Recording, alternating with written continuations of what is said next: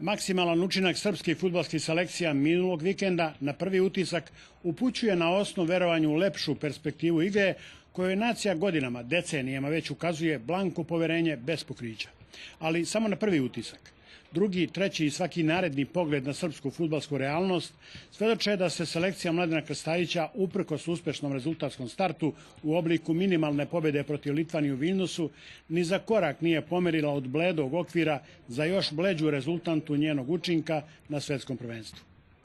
Guranje pod tepih činjenica koje lagano isplivavaju na površinu, opterećujući i onako problemima opterećeni sastav u kojem malo šta ili gotovo ništa ne funkcioniše. Osim Mitrovića, u kome smo, to je barem i Krstajiću jasno, konačno dobili centarfora kome se veruje. Poljuljano poverenje u međusobne odnose i sumnjičavo odmeravanje iz sopstvene senke u susretima sa srpskom javnosti do pucanja po šavovima dovelo je nastojanje rukovodstva Saveza i članova stručnog štaba u stvaranje privida harmonije i spremnosti u obliku maksime svi za jednoga, jedan za sve.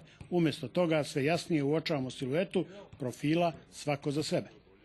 S druge strane, u mladoj selekciji maksimalan učinak u kvalifikacijama za evropsko prvenstvo reafirmiše odavno plasirani temelj verovanju kako za budućnost srpskog fudbala ne bi trebalo da brinemo. Istina jeste u činjenici da nismo ni brinuli sve dok menadžeri nisu uzeli u svoje ruke dimenzionisanje te i takve budućnosti. Uz svesrdnu pomoć domaćih saradnika naravno. Pobjeda protiv Makedonije u Novom Sadu 2:1 odlična je preporuka za najavu gostovanja u Rusiji i mogućnost provere dosadašnje sjajne rezultatske serije. Ali što se budućnosti, o kojoj ne bismo morali da brinemo, tiče, ona je počela mnogo pre dolaska generacija svetskih šampiona sa Novog Zelanda.